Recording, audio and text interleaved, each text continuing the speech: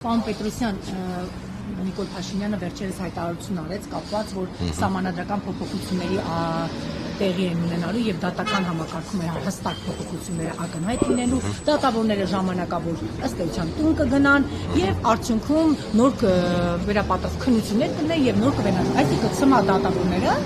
միակ սահմանադրական նորմի արդյունքում Նիկոլ Փաշինյանը տուն է ուղարկել ու հետո նոր նշանակում է անում։ Հիմա փորձում ենք հասկանալ դատավորներից դուք ձեզ յուրային եք համարում, թե ոչ ցանկալիներից շարքում եք համարում։ Որն է յուրային, որը ոչ ցանկալի, որը ցանկալի, որը գեղեցիկ, որը տգեղ։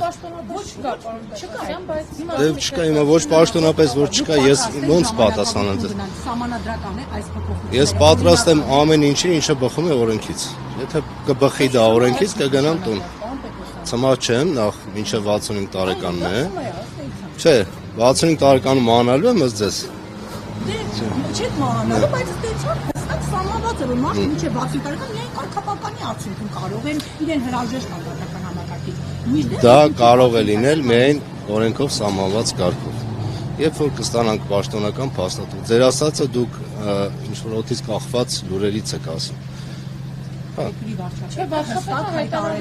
Ես պաշտոնապես փաստաթղթի չեմ ծանոթացել, այդպիսի փաստաթուղթ այս բանը չկա շրջանառության մեջ։ Փաստաթուղթը կկարդամ, կտեսեմ, ինչի։ Բանավոր խոսքով դուք հիմա ասում եք, որ մինչև 65 տարեկանը ցմա է։ Դա ցմա է թե ոչ։ Ցմա չի, չէ՞։ Մինչև 65 տարեկանը բացառապես կարգապահպանի հասկացա։ կարող են հաջողություն։ Փաստաթուղթը կստանանք, կհասկանանք ինչի մասին է խոսքը։ Ըստ այդմ կարող եմ կարծիք հայտնել։ Հիմա ի տարբերություն ձեզ ես չեմ կարող առանց փաստաթղթի կարծիք հայտնել։ Փաստաթուղթը կստանամ կայ։ Ինչ համար։ Դե չգիտեմ։ Չէ, չեմ կարծում, որ սահմանադրական փոփոխությունների նպատակը լինի ոչ ցանկալիներից ազատվել։ Դա ավելի գլոբալ հարց է, դրա համար կծանոթանանք կհասկանանք։ Բայց ԲԴԽ-ի միջոցով ազատվեցին, չէ՞։ Ինչ ով ազատվեց։ Դատավորները, ովքեր ոչ ցանկալի են իշխանության համար։ Դե հիմա դրանք ամեն մեկը ազատվել է առանձին հիմքերով։ Ես չեմ կարող բոլորին անդրադառնալ։ Շնորհակալություն։ Հաստատության SMS, զանգեր, քաղաքական երրորդ է, դատական համակարգի ուղղության բազմաթիվ են, խոսքերը որ ստեցան դատական, այդ դատական համակարգն է մեղավոր, այսպիսի գնահատականներ ինչու հետաքրքիր վերականգնեցին։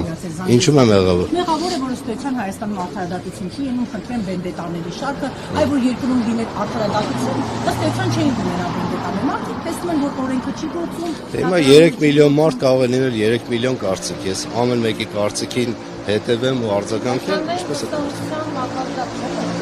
Մակարդակ չկա։ Ես կարծում եմ, որ բավականին բարձր մակարդակ ունի հանրային վստահության այսօր դատական համակարգը, դատական իշխանություն։ Այդ մասին են փաստում նաև բազմաթիվ միջազգային հետազոտություններ։ Եթե ծանոթ չեք, կարող եմ ծանոթացնել։